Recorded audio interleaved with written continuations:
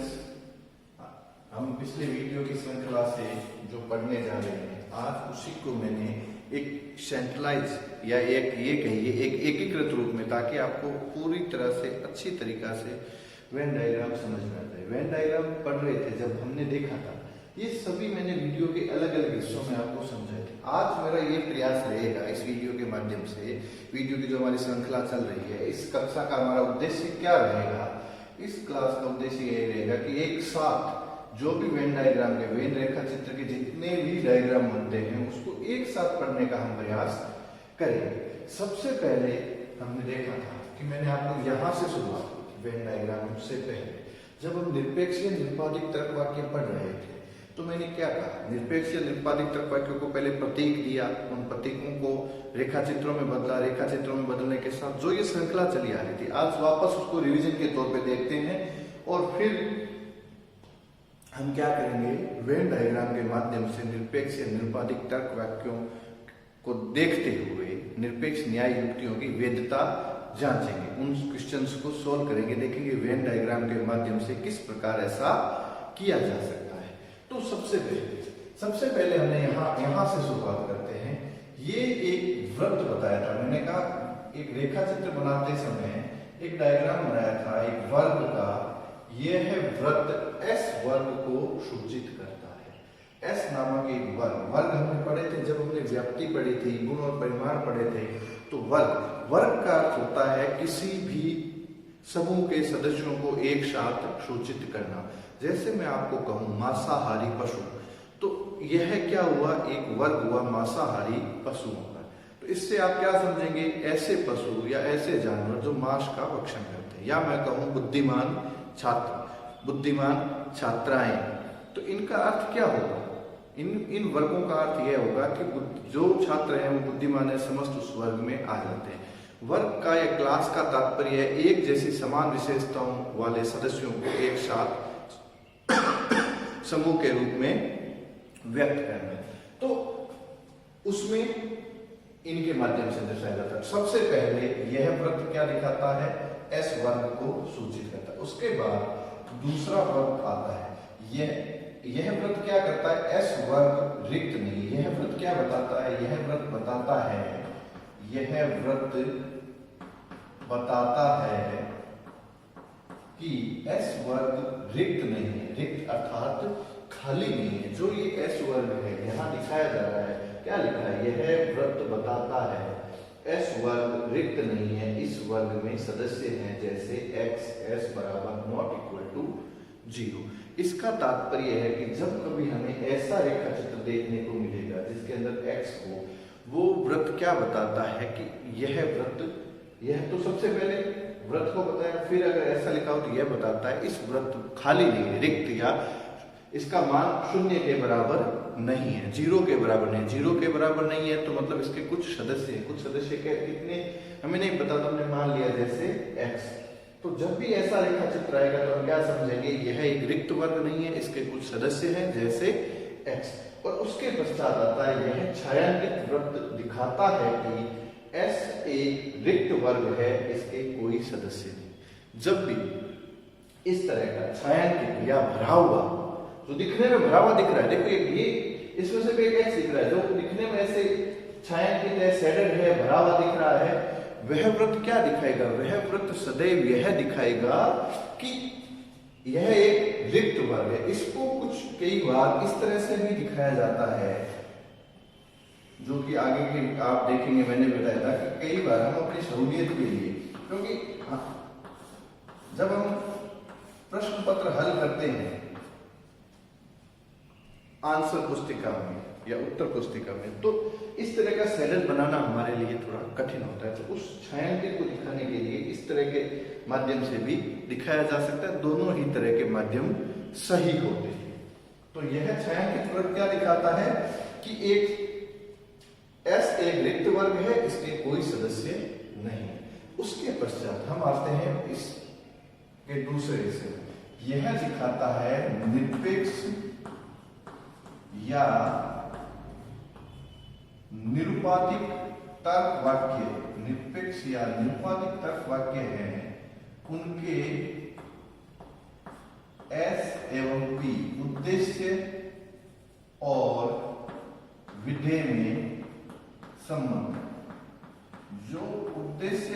विधेय में संबंध होता है निरपेक्ष तर्क वाक्य के उद्देश्य और विधेय में। उद्देश्य और विधेय हम सभी जानते हैं। उद्देश्य का तात्पर्य अगर आपके 2 नंबर में परीक्षा में आ जाए, उद्देश्य किसे कहते हैं, तो हम क्या कहेंगे, किसी निरपेक्ष तर्क वाक्य में जिसके बारे में बात की जाती है उसे उद्देश्य कहा जाता है, उसे सब्जेक्ट कहा जाता है।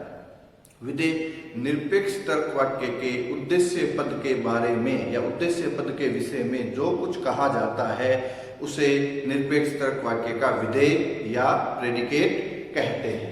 तो इनमें संबंध दिखाने के लिए एक निरपेक्ष तर्क वाक्य में हम जानते हैं केवल और केवल 2 ही पद होते हैं। एक पद उद्देश्य जिसको हमने शॉर्ट फॉर्म में एस लिख रखा है सब्जेक्ट का, दूसरा विधेय जिसको वी या प्रेडिकेट संक्षिप्त रूप में लिख रखा है। तो जब इनका संबंध हम दिखाते हैं तो इस तरह से दिखाते हैं, आपस में संबंधित है तो 3 हिस्से बनते हैं। एक इस तरह का डायग्राम बनता है, इस तरह का डायग्राम बनता है जिसमें आप देखेंगे 3 भाग बनेंगे, पहला, दूसरा और तीसरा। पहला भाग वह होगा जो केवल और केवल उद्देश्य का हिस्सा होगा, केवल और केवल उद्देश्य का हिस्सा होगा, लेकिन विधेय इसमें नहीं होगा। दूसरा हिस्सा ऐसा होगा जहां उद्देश्य भी होगा और विधेय भी होगा। और तीसरा हिस्सा होगा जो केवल विधेय का होगा और इसमें उद्देश्य नहीं होगा। यह जो ऊपर में एक निशान लगाया है बार का, यह उस पद को निषेध करता है। यह हुआ एक निरपेक्ष तर्क वाक्य के उद्देश्य और विधेय के संबंध को जब हम रेखा चित्र के माध्यम से बताते हैं तो कुछ इस तरह का रेखा चित्र बनता है। निरपेक्ष तर्क वाक्य कितने प्रकार के हम बहुत बार चर्चा कर चुके हैं। निरपेक्ष तर्क वाक्यों के 4 प्रकार होते हैं, सर्वव्यापी भावात्मक, सर्वव्यापी निषेधात्मक, अंशव्यापी भावात्मक और अंशव्यापी निषेधात्मक। तो उन चारों के रेखा चित्र कुछ इस प्रकार के बनेंगे। सर्वप्रथम हम लेते हैं ए प्रकार के सर्वव्यापी भावात्मक प्रकार के निरपेक्ष तर्क वाक्यों का रेखा चित्र। इनका एक उदाहरण लीजिए, सभी मनुष्य मरणशील, सभी मनुष्य मरणशील है। यह किस प्रकार का हुआ, सभी है, सभी एसपी है, किस प्रकार का हुआ, ए प्रकार का निरपेक्ष तर्क वाक्य। तो इसका देखिए, इसमें सब्जेक्ट क्या हुआ, मनुष्य, और प्रेडिकेट क्या हुआ, मरणशील। तो ये वर्ग किसका हो गया, एस, यानी ये वर्ग हो गया मनुष्यों का, एस वर्ग, और विधेय हो गया मरणशील का, विधेय वर्ग हो गया मरणशील का। तो अब देखिए, जब हम इसको इस तरह से रिक्त दिखाते हैं तो इसका तात्पर्य क्या होता है, ऐसा कोई मनुष्य नहीं होगा जो मनुष्य तो होगा लेकिन मरणशील नहीं है। देखिए, इस को हम समझते हैं, इस चित्र को समझते हैं, इसके कितने हिस्से बने, 3 हिस्से बने। पहला ऐसा हिस्सा जो केवल और केवल मनुष्यों का है, लेकिन ऐसे मनुष्य जो मरणशील नहीं है। दूसरा हिस्सा ऐसे मनुष्य जो मरणशील है, क्योंकि दोनों का कॉमन है। तीसरा हिस्सा ऐसे मरणशील जो मनुष्य नहीं है। तो इस तरह का कोई वर्ग ही नहीं होता। यह क्या कह रहा है, सभी मनुष्य मरणशील है, तो ये वाला वर्ग तो भरा हुआ रहेगा और यह वर्ग खाली रहेगा। क्यों रहेगा खाली, ऐसा कोई मनुष्य नहीं होगा जो मनुष्य तो हो लेकिन मरणशील ना हो, अर्थात अमर हो, ऐसा कोई नहीं होगा। इसलिए इसको रिक्त दिखाया गया है। इसके बाद हम आते हैं दूसरा, ई का। ई प्रकार का क्या होता है, कोई एसपी नहीं है।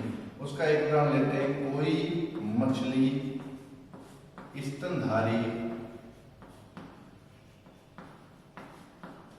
नहीं है, कोई मछली स्तनधारी नहीं है। इसमें सब्जेक्ट क्या हुआ, मछली, स्तनधारी क्या हुआ, प्रेडिकेट। ये लिखा हमने जी, सब्जेक्ट मछली, प्रेडिकेट स्तनधारी।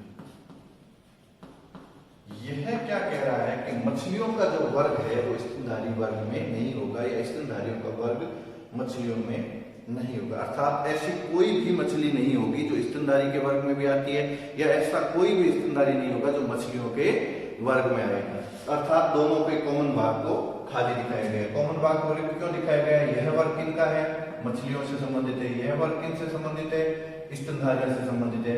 और ये 2 नंबर वाला जो मछली भी हो स्तनधारी भी हो, लेकिन ऐसा संभव नहीं है। इसलिए ई तरह के तर्क वाक्यों का रेखा चित्र में यह सदैव रिक्त या खाली दिखाया जाता है। उसके बाद हम आते हैं आई तरह के तर्क वाक्यों में। आई तरह के तर्क वाक्यों का उदाहरण देखिए, लेते हैं कुछ एसपी है, कुछ दार्शनिक, कुछ दार्शनिक धार्मिक नेता है, कुछ सब्जेक्ट प्रेडिकेट, कुछ एसपी है, कुछ दार्शनिक धार्मिक नेता है। तो यह वर्ग बन गया दार्शनिक का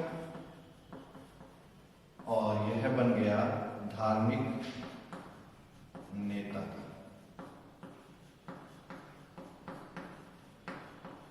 इसमें क्या दिखाया गया है? यह कहता है कुछ दार्शनिक धार्मिक नेता हैं, तो दोनों का कॉमन भाग कौन सा हुआ? यह। वे कुछ एस वर्ग किसका हुआ? कि दार्शनिकों का। पी वर्ग किनका हुआ? धार्मिक नेताओं का।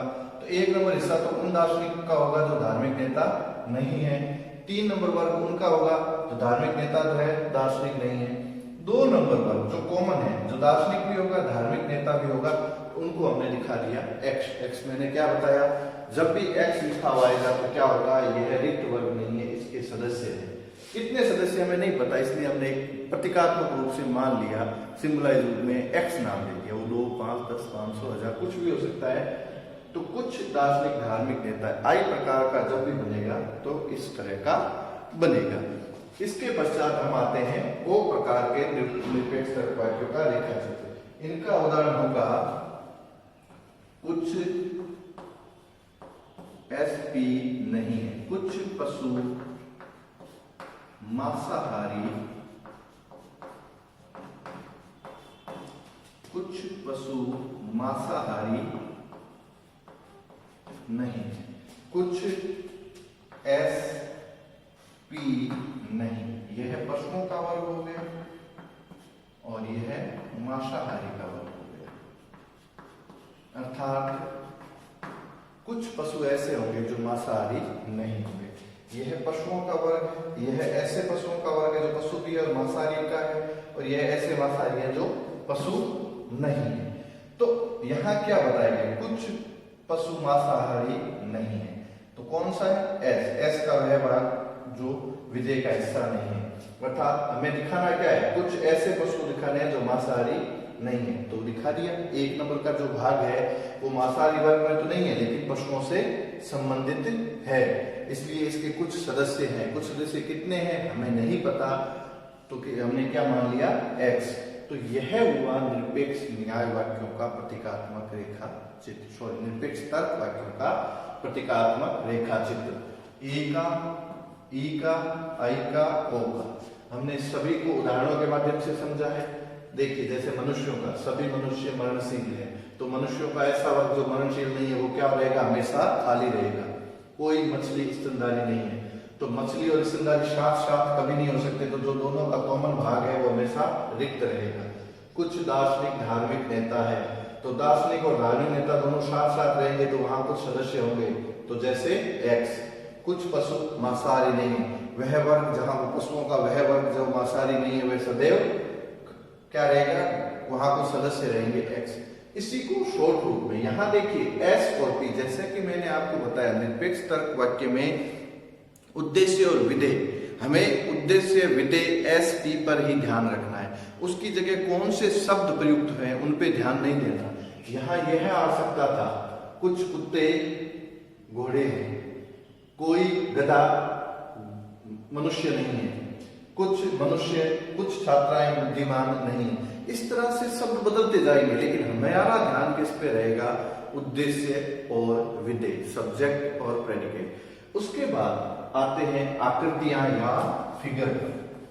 फिगर को मैंने यह बताया था, जब हम फिगर्स पढ़ रहे थे तो आपको मैंने बताया था न्याय वाक्य में मध्यम पद, निरपेक्ष न्याय वाक्य पढ़ा था, उसमें हमने 3 पद पढ़े थे, उद्देश्य, विधेय और मध्यम। यहां जो मैंने नाम लिखे हैं आपको फिर सलाह के लिए लिखता हूं। एस का अर्थ है उद्देश्य, क्यों है आपको हम पहले ही चर्चा कर चुके हैं, एस यानी सब्जेक्ट। पी का विधेय और एम का मध्य, मिडिल टर्म। सब्जेक्ट, प्रेडिकेट और मीडियम। यह हमने देखा था फिगर मध्यम पद की स्थिति। न्याय वाक्य हमने जब पढ़ा था, निरपेक्ष न्याय वाक्य या निरपेक्ष न्याय युक्ति हमने जब पढ़ा था, तो हमने देखा था निरपेक्ष न्याय वाक्य या निरपेक्ष न्याय युक्ति 3 निरपेक्ष तर्क वाक्यों से मिलकर बनी होती है, जिसमें 2 निरपेक्ष तर्क वाक्य आधार वाक्य के रूप में होता है और 1 निरपेक्ष तर्क वाक्य निष्कर्ष के रूप में होता है। इसके अलावा उसकी एक और विशेषता थी कि उसमें केवल और केवल 3 ही पद होते हैं, 3 से अधिक पद नहीं होते, कम से कम 3, अधिक से अधिक 3। उन 3 पदों के नाम थे, हमने पढ़े थे, उद्देश्य, विधेय और मध्यम। प्रत्येक पद निरपेक्ष न्याय वाक्य में 2 बार प्रयुक्त होता है। तो उसी को रूप देते हुए क्या बनाया, 4 आकृतियां बनती है। पहला आधार वाक्य, दूसरा आधार वाक्य और निष्कर्ष। पहला आधार वाक्य, दूसरा आधार वाक्य और तीसरा आधार वाक्य, या इसको हम कहेंगे निष्कर्ष। 2 आधार वाक्य होंगे और तीसरा निष्कर्ष होगा। इन चारों स्थितियों को पढ़ा था। ये मैंने इंग्लिश में लिख रखा था, आप अपनी सहूलियत में, अगर आपको याद नहीं रहता, हिंदी में भी लिख सकते हो। एमपी को आप लिख सकते हो मध्यम विधेय, इसको लिख सकते हो उद्देश्य मध्यम, एसएम को, एसपी को लिख सकते हो उद्देश्य और विधेय। इसी प्रकार यह उद्देश्य विधेय होगा, यह होगा उद्देश्य मध्यम और यह होगा विधेय मध्यम। यह इसी प्रकार होगा मध्यम विधेय, मध्यम उद्देश्य और उद्देश्य विधेय।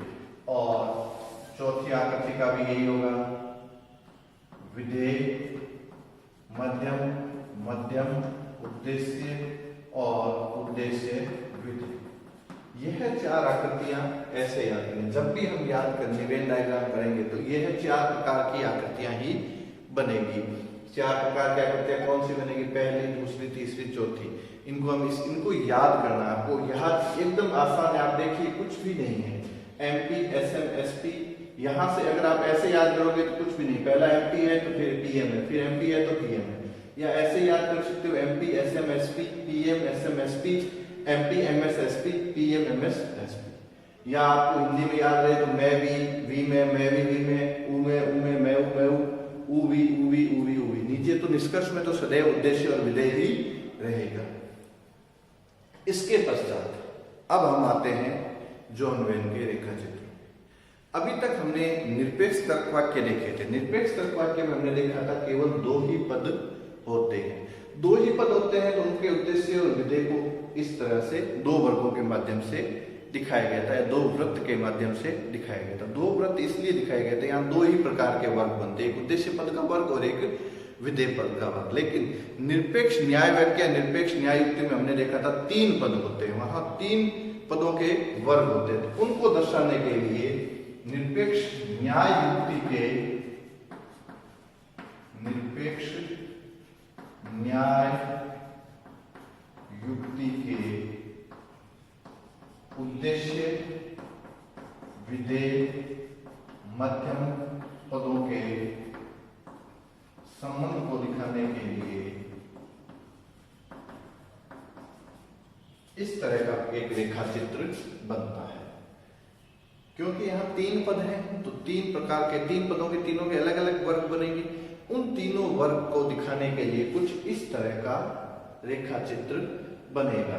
पहला, अब इस तरह के रेखा चित्र को मैंने वापस आपको पूरा समझाया ही था। इस तरह के रेखा चित्र में देखिए, यह किसका बना, उद्देश्य पद का, यह किसका बना, विधेय पद का, और यह बना मध्यम पद का।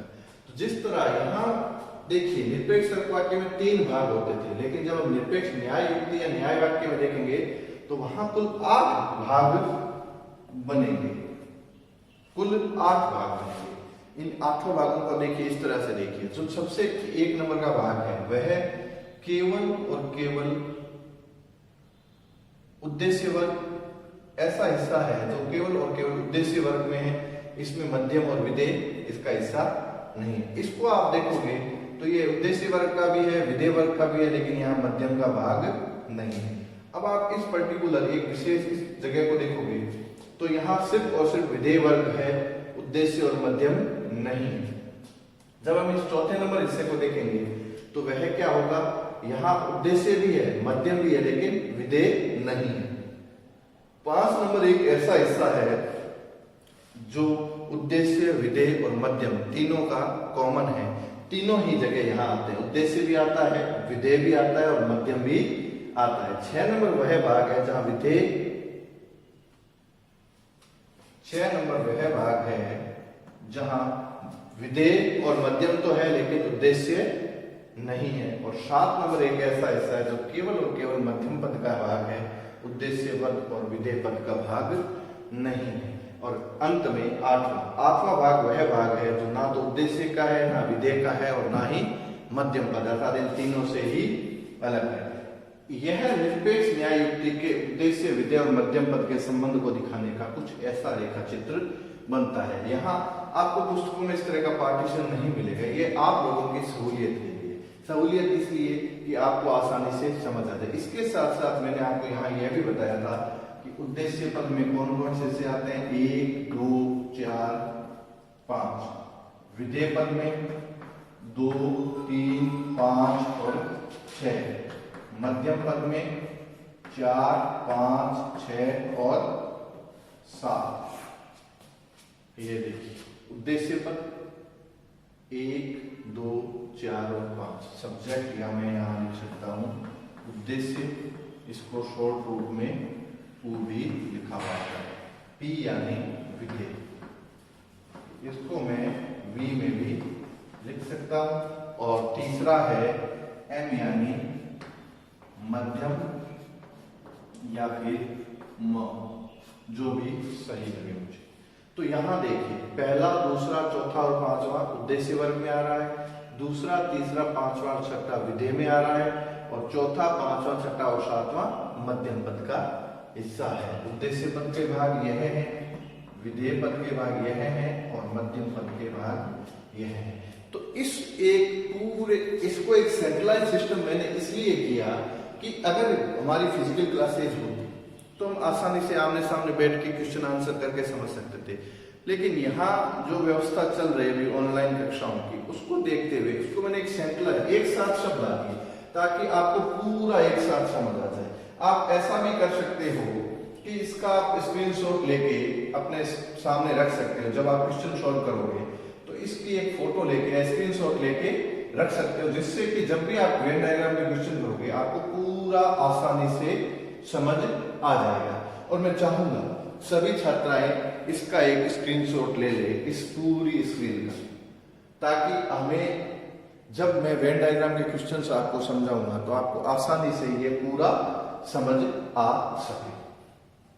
अब वेन रेखा चित्र का प्रयोग कैसे करते हैं उसको हम वीडियो में अगली श्रृंखला में देखेंगे। आज आप लोग यह करिए कि इसको पूरे को अच्छे से देख लीजिए, अच्छे से समझ लीजिए, और कोई भी आप दिक्कत हो मुझे मैसेज कीजिए। लेकिन इसमें एकदम मैं फिर देखिए फास्ट रिवीजन आप लोगों के लिए कर देता हूँ। सबसे पहले वृत्त बने, फिर एक निरपेक्ष तर्कवाक्य का रेखा चित्र बना जिसमें उद्देश्य और विधेय बने, फिर चारों निरपेक्ष तर्कवाक्यों के हमने रेखा चित्र बनाए, इनके साथ साथ इनकी आकृतियां बनाई। आकृतियां कैसे बनती है, मध्यम पद की सहायता से, और उसके पश्चात एक निरपेक्ष न्याय वाक्य के जो 3 पद होते हैं उनका आपस में संबंध दिखाते हुए एक रेखा चित्र बनाया। Thank you.